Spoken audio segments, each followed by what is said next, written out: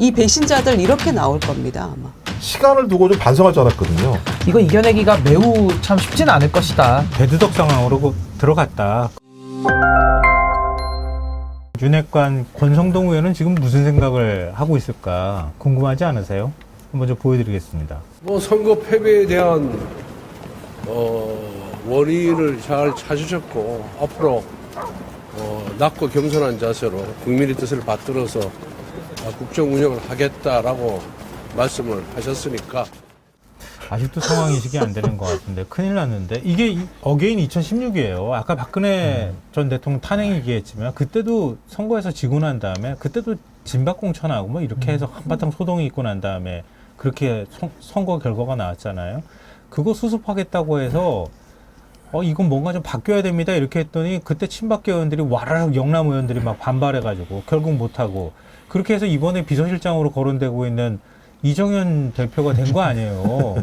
그러다가 몇 개월 지나서 그냥 탄핵돼 버린 거예요, 사실은. 근데 그 나물에 그 밥들이 지금 또 하고 있기 때문에 아마 그 그러니까 역사적 지금 과오를 그대로 전철을 밟을 것 같습니다. 이정현 전 대표를 그때 또 불러드리겠다고 얘기를 하고 윤핵관은 저런 생각하고 있고 영남에 있는 의원들 아까 박수영 의원 얘기하셨던 것처럼 저런 식으로 버티기로 들어가게 되면 정말 불행한 쪽으로 가는 거잖아요. 근데 좀 뉘앙스가 다른 게 권성동 의원의 표정을 보면 뭐 그렇게 짤짤하네요. 하셨으니까 어차피 나는 뭐 이제 이제 느낌이 좀 한번 헷갈이 하지 왠지 아니야. 달았다 이거예요. 나는 뭐 탄핵 당하기 전에도 뭐 나가서 무소속으로도 됐고 당시 뭐로 소추위원장이었는데 됐고 뭐 이 느낌이 그런 거예요. 그러니까 뭐 살리겠다라는 개념보다는 뭐 잘 해보셔라, 잘 해보셔라. 그러니까 말씀하신 것처럼 저는 박근혜 때와는 다르다고 봐요. 지금 때에 대한 이 느낌에 대한 어감들, 그들이 보수층이 느끼는 어감들은 말씀드린 것처럼 누군가 필요해서 그냥 데리고 와서 썼는데 그래서 말 잘 들을 줄 알았는데 와 대박이네 이거 진짜. 말을 안 들어 이렇게 말을 안 들어 자기 마음대로 막 가는 상황인 거잖아요. 그러니까 매우 예를 들면 위태롭다라고 생각을 했었던 것이고 그 위태로움 자체와 관련해서 그래도 남들 조정을 할 줄 알았는데 네. 이번 보면서 국내 보면서 야 조정도 안 하는구나. 이 정도 상황이라면 심각한데 그러니까 보수가 한번 느낀 게 뭐냐면 완벽한 보수의 공멸이었잖아요. 탄핵 당하면서 소위 전체적인 큰 선거 4번을 연달아 패배하면서 야 이렇게 갔다가는 우리가 큰일 날 수 있겠다는 생각 때문에 이준석이라고 하는 진짜 말도 안 되는 젊은 정치인을 뽑아오면서 어떤 형태든지 넘어가 보려고 김종인도 이렇게 해석했던 네, 거라는 그렇죠. 생각이 드는데 다시 또 한번 이 구렁텅이로 해서 들어간다라고 얘기했을 때는 국민들이 안 믿잖아요 그때부터. 그럼 보수 정당이라고 하는 자체가 제가 볼 때 존립기반 자체가 무너지는 측면들이 분명히 있기 때문에 저는 어느 개선이 넘어가게 되면 뭐 우리가 양질 전환의 법칙이라고 얘기하는데 그런 선들이 좀 올 거라 생각이 들었는데 전 그래도 사람이라면 좀 시간을 두고 좀 반성할 줄 알았거든요. 야 이거 안 하는 거 보니까 이거 안 되겠는다는 생각은 저희들보다는 훨씬 더 절실하게 보수 내부에서 전 느낄 거라는 생각이 들고 아마 그런 징후들은 계속 빠르게 나타날 거라고 봐요. 근데 신규 위원장님 지금 네. 이제 김재석 의원을 당대표로 뭐 추대하자 이런 얘기도 나오고 그러는데 그거 어떻게 보세요? 다시 또 이준석 대표랑 겹치는 측면이 있어가지고 근데 이제 약간 상황은 비슷한데 저는 이준석 대표 당시에도 보수가 이제 다 죽어가겠다 싶어서 사실은 이제 뭐 어떻게 보면 한번 찬스로 쓴 그렇죠. 것이죠. 변화하고 있다는 뭐 걸 젊은 보여줘야 할 필요가 이미지로 있으니까. 썼던 건데 네. 사실 이준석 대표는 정치력이 많이 좀 부족해서 당내에서 많은 신망을 얻지는 못했던 것도 사실인데 다만 이제 김재석 위원장은 좀 스타일은 다르거든요. 상당히 좀 정치력도 있고 이번에 도봉에서도 본인의 진가를 좀 발휘하지 않았습니까? 그래서 당내 영향력이나 이런 건 상당히 좀 있는 분이라서 저는 뭐 한다 그러면은 뭐 마지막으로 고려해 볼 수 있는 카드다라고 생각은 드는데요. 결국 기득권을 고치려는 거 아닙니까? 그렇죠. 그러면은 선출된 당대표도 쫓겨나는 판국에 임시로 비대위원장을 세워도 이게 과연 그 기득권을 도려낼 수 있을까? 그러니까 저는 거기에 대한 많은 큰 의문이 있어서 뭐 저는 고육직책으로 고민할 수 있는 유일한 카드라고 생각은 드는데요. 전 김재섭 위원장이 막상 이제 정권 비대위원장을 해도 이거 이겨내기가 매우 참 쉽지는 않을 것이다. 저 그렇게 생각은 듭니다. 그러니까 이전에는 그만둬 그러면 그만뒀잖아요. 나 못 그만둬 이러면 안 되는 겁니까? 이제는 못 그만둬 난 그냥 계속 할 거야 이럴 수 있는 거 아니에요? 안 되나요? 대통령이 그만두라 그러면 그만둬야 되는 건가요? 근데 이제 당권이라는 것이 아무래도 많은 당원들의 이제 뜻을 물어서 가야 되는데 저는 아직도 윤석열 대통령 임기가 3년이 남아있기 때문에 보수의 기득권들, 그 국민의힘의 기득권, 뭐 영남과 강원도를 기반으로 한 이 세력들은 아직도 해볼만 하다는 거거든요. 그 대통령 임기가 기니까 대통령만 결사옹위하면 이 권력을 자신들이 다 먹을 수 있겠다. 그러니까 경쟁자도 없다. 우리가 독점하겠다라는 의식이 있기 때문에 저는 그것을 밖에 나와가지고 이제 저는 탈당을 했습니다만은 민심과 함께 싸워 들어가는 것은 효과가 있겠지만은 당내에서 그 기득권자들과 싸우겠다라는 것은 저는 매우 좀 난망한 일 아닌가. 매우 어려운 작업일 것이다. 근데 이준석과 김재섭은 리더십의 차이는 좀 있기 때문에 네. 아마 이준석 대표가 그렇게 축출되듯이 네. 그렇게까지 물러나게 될 사람은 아니다. 전 나름의 영향력을 발휘할 수는 있겠다라는 생각은 듭니다. 그러니까 새로운 당대표를 추대할 때는 그렇다 치더라도 일단 당의 의원들을, 당선인들을 관리를 해야 되는 측면이 있는 거잖아요. 배신하지 않도록 해야 되는 건데 벌써부터 뭐 얘기가 지금 계속 나오고 있는 상황이잖아요. 지금 윤석열 정부를 사실 같이 만들었다고 해도 되는 안철수 의원이 자꾸 이렇게 비판하는 걸 이건 뭐라 해야 돼, 이미지 세탁을 하고 있는 건가? 이런 생각도 좀 한편으로 들기도 하는데. 근데 결과적으로 김재섭 위원장이 되더라도 결국은 내부도 단도리를 해야 되지만 네. 윤석열 대통령과 일대결전을 해야 되거든요. 그쵸. 근데 저는 윤석열 대통령의 기와 김재섭 위원장의 기를 비교했을 때 네. 기세의 면에서는 윤 대통령 이기기가 저는 매우 어려울 그 거라고 정도예요? 보여지거든요. 윤석열 대통령 저분의 기에 대해서는 보수 내부에서는 네. 좀 이렇게 긴장하고 있고 상당히 대통령을 좀 두려워하는 경향성이 좀 있기 때문에 저는 기세 대 기세로 붙으면은 내부에서 꺾기는 매우 어려울 것이다. 전 그렇게 생각합니다. 안철수 의원 발언 저희가 한번 듣고 오겠습니다. 민생에 관련된 그런 부분들에 대해서 협조를 구하는 그런 협치의 발언이 나오셨으면 하는 그런. 뭐 이것만으로 충분하진 않죠, 당연히.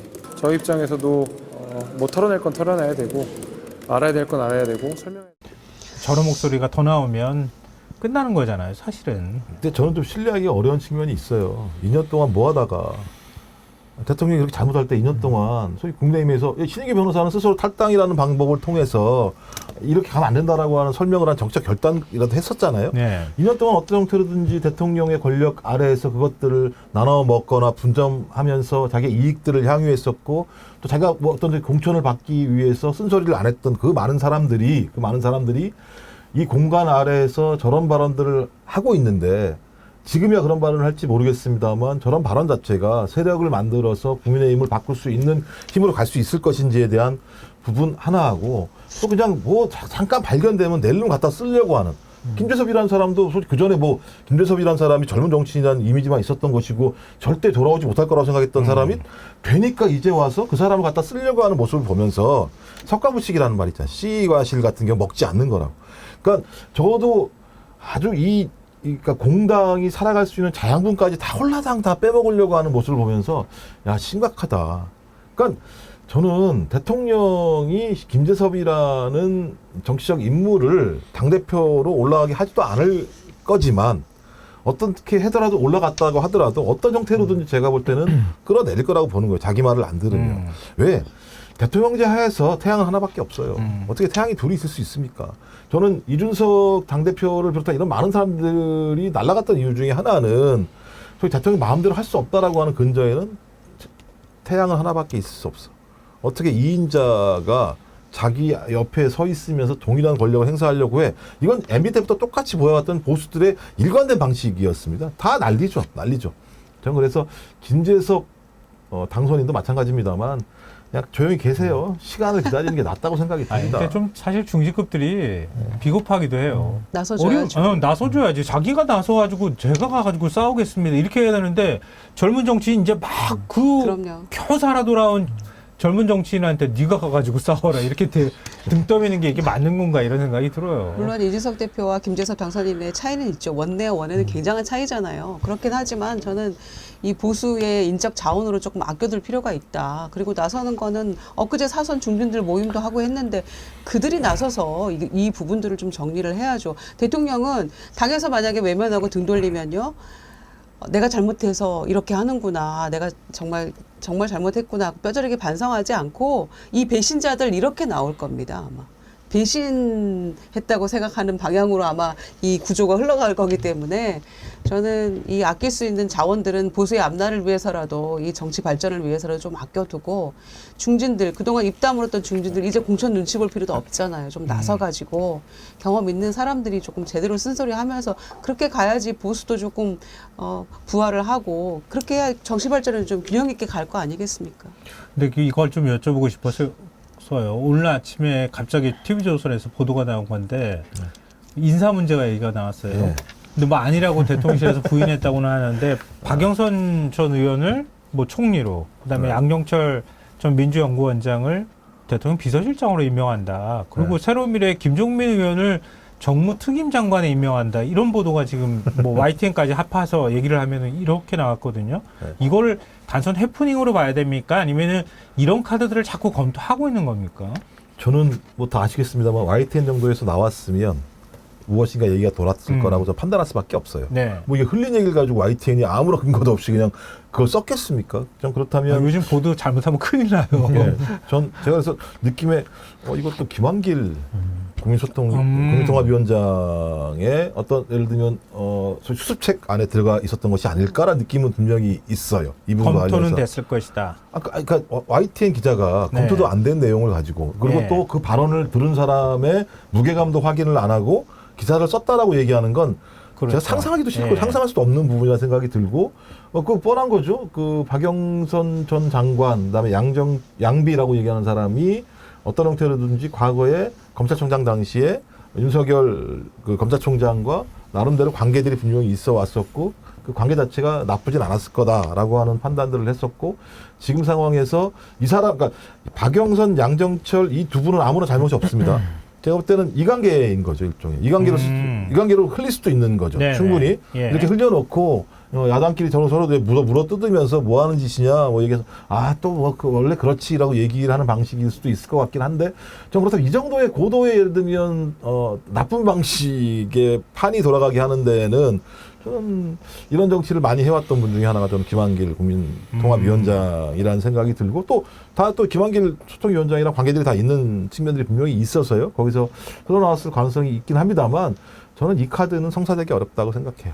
박영선 장관 비슷한 패턴이 반복될 것 같아서 예, 그러니까 이런 것 말고도 이제 비슷한 유형들의 뭔가의 시도가 있지 않을까 하는 생각이 들기도 하고. 근데 일단, 저는 예. 김한길 상황설이 좀 떠올랐고요. 예. 김한길 국민통합위원장이 상황 같다는 느낌이 들었고 예. 박영선, 양정철 이 정도 분들이 오시는 것은 이미 국민의힘에서 한번 했잖아요.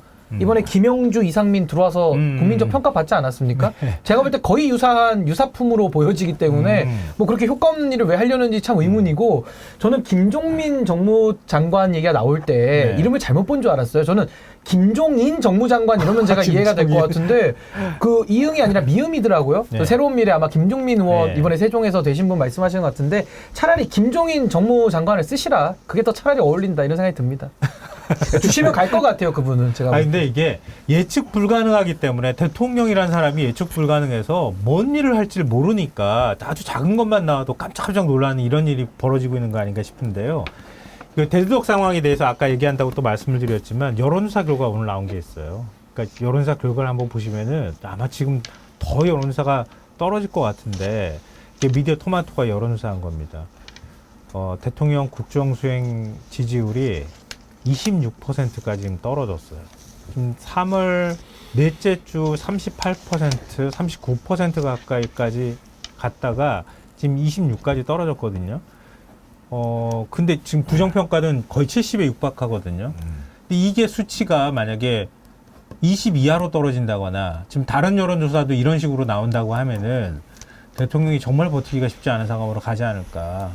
근데 이 정도 상황이면 제가 볼 때는 10%가 떨어진 거지 않습니까? 저 상황을 보게 되면 그렇죠. 10% 넘게 떨어졌죠. 심각한 10% 정도가 무너졌다고 얘기하는 건 제가 볼 때 보수 한 축이 무너지고 있다는 얘기밖에 이해할 그렇죠. 수밖에 없어요. 예. 그런데 보수 한 축이 완전히 실망한 거죠. 근데 제가 볼 때 이거 지금 국무회의가 반영된 건지 안 된 건지 모르겠어요. 이 여론조사 자체가. 안 된 거 같아요. 전 그렇다면 예. 더 내려갈 수 있는 거예요. 그렇죠. 왜냐하면 보수가 봤을 때 수습 방안이 안 나오거든요. 실제로는. 그러면 저 대통령을 믿고 나머지 3년을 가야 될지 말아야 될지 고민을 할 수밖에 없는 상황이라면 이제 저 추세를 다음 추세를 봐야겠습니다만 각도가 너무 가팔라요. 근데 저 각도가 어떤 각도였느냐? 박근혜 전 대통령 각도 보시면 저각도가 시작됐어요. 저렇게 시작되면서 쭉 내려가서 10% 아래로 쭉 내려가는 네. 상황이 벌어지게 됩니다. 네. 근데 그때만 하더라도 이제 뭐 태블릿 PC라고 하는 다양한 소재들이 나왔기 때문에 아마 저점에서 버티는 힘은 저 있을 거라는 생각이 분명히 들거든요. TK 지역이나 어떤 아주 그 완고한 보수층도 남을 거라는 생각이 드는데 저는 이제 앞으로 최수근 상병 문제 이런 네네. 문제들이 이제 사실관계가 밝혀지게 되면 이제 그 지점 자체가 무너지기 시작하겠죠. 이 지점이 무너진다는 건 대부분 다 보수가 무너지는 거예요. 그러니까 보수가 합리적 보수가 일차적으로 무너지고 그다음에 나름대로 대통령을 좋아했던 선호했던 사람들의 지지층들이 무너지고 이제 마지막에 이제 보수 언론들이 손 놓고 이러면서 이제 안으로 무너지는 건데 저는 지금 상황은 저점은 지탱해 줄 것 같아요. 아직까지 뭐가 한 방이 딱 나온 건 아니니까. 네네. 기분만 나쁜 건 상황인 건데 이제 앞으로 하나하나 나오기 시작, 내부에 어떤 게 나온다거나 이렇게 되면 제가 볼 때는 과거 박근혜 전 대통령이 보여왔던 저점으로 내려갈 거다. 왜냐하면 지킬 수 있는 게 국무회의의 마지막 발언이었는데 저는 그 발언이 제가 볼 때 도대체가 이해가 안 되는. 그러니까 이종섭 대사, 상황이었기 때문에. 호주 대사 임명할 때 그때도 그랬잖아요. 자리를 챙겨줘야 결국은 입을 닫는 거다. 이런 의심을 샀었잖아요. 예. 근데 관련자들이라고 하는 사람들, 심범철 전 국방부 차관도 이번에 총선에서 떨어져서 낙선했어요. 낙선하고 임종덕 뭐 전 차관 같은 경우에 그 2차장은 됐지만 이번에 또 관련자들 사이에서 누구 한 명이 대통령이 이렇게 돼서 이렇게 했다고 합니다. 이렇게 나오는 순간 그게 그런 게 촉발제가 될 수 있다는 거 일단 아니에요? 군사재판이 벌어지고 있고요. 네. 그다음에 그 법무관리관을 부른다는 거잖아요. 그렇죠. 증인으로요. 예. 그래서 만약에 법무관리관이 그 재판 과정에서 재판을 유증하면 안 되는 거니까 만약에 하나라도 발언이 나오게 되게 되면 그 내용 자체가 파괴적이라면 특검을 안 할 수가 없는 상황으로 가게 되고 특검이 발동됐다는 건 이미 대통령의 탄핵 사유를 밝힐 수 있는 문제 상황으로 가게 되는 상황이기 때문에 제가 볼 때 이 그림 자체가 만약에 저 그래프랑 결합이 된다면 네. 저희가 예를 들면 우리가 상상 예측 가능했던 과거의 일과 같은 상황으로 갈 수도 있겠다 이런 생각을 해보긴 합니다. 작은 불꽃이라도 터도 금방이라도 터질 것 같은 이런 네, 상황으로 가는 거 아닌가. 물론 이번 주 여론조사 결과가 또 나와봐야지 알겠지만 이제 모레쯤 갤럽 조사 결과도 나오고 그러지 않겠습니까? 근데 저는 끝났다고 보는 게 이번에 10.8% 떨어진 그러지 것도 마요. 충격적이지만은 네. 대통령이 지지율을 올릴 수 있는 게 두 가지 정도 있거든요. 하나는 인사권이고 하나는 해외 순방. 그러니까 해외에 나갔을 때 좀 지지율이 올라가는 건데 윤석열 대통령 그동안 너무 많은 잦은 해외 출장으로 많은 분들이 분노하고 계시고 인사도 지금 비서실장과 총리를 임명조차 못하면서 썰만 자꾸 흘러나오고 있지 않습니까? 그렇죠. 그래서 저는 최악의 경우의 수에는 한덕수 총리가 임기를 같이 마칠 가능성도 매우 농후해진다. 벌써부터 그런 얘기가 나와요. 왜냐면 갈 사람이 없으니까요. 그리고 국회 네. 통과를 못 받는 거거든요. 음. 그래서 저는 저 지금 지지율 그래프가 상당히 시사하는 바가 크고요. 아마 대통령 담화까지 반영이 되면 아마 20% 초반까지 갈 수 있거든요. 20%대가 무너지면 10%대로 진입하면 그때부터는 걷잡을 수 없이 추락을 할 겁니다. 그래서 저는 저 지지율을 다시 올려 세울 마땅한 방법이 없을 것이다. 그리고 대통령의 인식이 지금과 같다면은 더더욱 저는 기대를 할 수 없다라는 생각이 듭니다. 오늘 세 분 패널과 얘기를 나누다 보니까 이건 뭐 거의 대두덕 상황으로 들어갔다. 그걸 윤석열 대통령이 자초했다.